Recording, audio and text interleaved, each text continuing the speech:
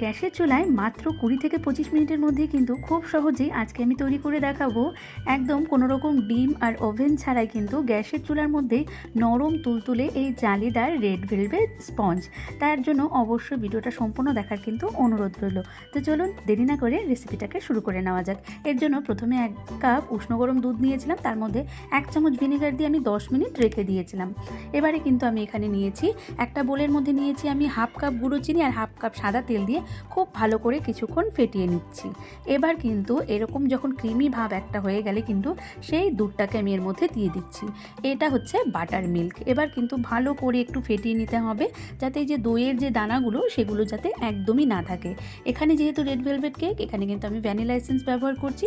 তো কয়েক drop vanilla essence দেওয়ার পর আবারও আমি এটাকে খুব ভালো করে একটু ফেটিয়ে নিচ্ছি।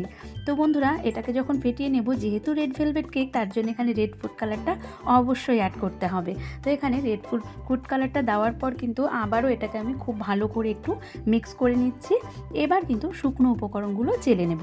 এবার এর মধ্যে দিয়ে দিচ্ছি আমি 1 কাপ ময়দা, 1 চামচ বেকিং পাউডার, আর সাথে কিন্তু এখানে দিচ্ছি 1/4 কাপ বেকিং সোডা, আর দিচ্ছি 1 চামচ কোকো পাউডার দিয়ে এবার এগুলোকে কিন্তু সমস্ত উপকরণগুলো খুব ভালো করে একটু চেলে নিতে হবে। তো এখানকার সমস্ত উপকরণগুলো খুব ভালো করে একটু চেলে নিতে হবে, এতে কিন্তু কেকটা অনেকটা স্পঞ্জি হয়। তো এখানে কিন্তু এই দানাগুলো আমি এগুলোকে ফেলে দিচ্ছি। এবার কিন্তু এটাকে খুব হালকা হাতে মিক্স করতে হবে। খুব তাড়াহুড়ো করলে কিন্তু একদমই চলবে না, এতে কিন্তু খুব তাড়াহুড়ো করলে কিন্তু কেকটা মাঝখান থেকে দেবে গিয়ে সেটা কিন্তু একদমই ফুলবে না। তো এগুলোকে আমি হালকা হাতে মিক্স করে নিচ্ছি। প্রয়োজন পড়লে অবশ্যই এখানে দুধ অ্যাড করতে হবে। যেহেতু আমার ব্যাটারটাকে একটু গাঢ় লাগছে, তাই কিন্তু এখানে আমি নর্মাল টেম্পারেচারে থাকা সেই রুম টেম্পারেচারে দুধই কিন্তু আমি এখানে ব্যবহার করছি। তারপর অল্প অল্প দিয়ে কিন্তু ব্যাটারটাকে একটু পাতলা করে নিচ্ছি। এবার আমি আগে থেকে একটা কেক টিন রেডি করে রেখেছিলাম, তার মধ্যে কিন্তু এটাকে ঢেলে দিচ্ছি। আর যেহেতু আমি আজকে কিন্তু গ্যাসের মধ্যে কিন্তু এটাকে বেক করব, তার জন্য আমি একটা গ্যাসের মধ্যে কিন্তু একটা সসপ্যান বসিয়ে রেখেছি, আর সেটাকে কিন্তু প্রিহিট করে ঢাকা দিয়ে দিয়েছি। ঢাকা দিয়ে 10 মিনিট আগে থেকে সেটাকে কিন্তু আমি একটু গরম করতে রেখে দিয়েছিলাম। তো বন্ধুরা, এবার কিন্তু এটাকে একটু কিন্তু ট্যাপ করে নিতে হবে, এতে কিন্তু ভেতরে যে এয়ার বাবলস সেগুলো কিন্তু একদম বেরিয়ে যায়। তো এখন কিন্তু আমি যে এই সসপ্যানটার মধ্যে একটা স্ট্যান্ড দিয়ে রেখে দিয়েছিলাম, এটার মধ্যে বসিয়ে দিয়ে কিন্তু ঢাকা দিতে হবে। এমনভাবে ঢাকা দিতে হবে যাতে কোনো রকম বাতাস ভেতরে ঢুকতে না পারে।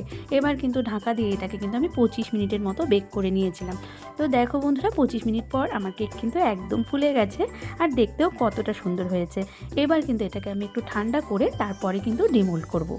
তো ঠান্ডা না করে একদমই ডিমোল্ড করতে যাবে না, তাহলে কিন্তু কেকটা ভেঙে যেতে পারে। তো দেখো বন্ধুরা, এটা কত সুন্দর নরম তুলতুলে হয়েছে। এখন কিন্তু একদমই গরম অবস্থায় আছে। এবারে কিন্তু আমি এটাকে কেটে নিচ্ছি। তো আজকের রেসিপিটা ভালো লাগলে অবশ্যই লাইক, শেয়ার, সাবস্ক্রাইব করে পাশে থাকার অনুরোধ রইল।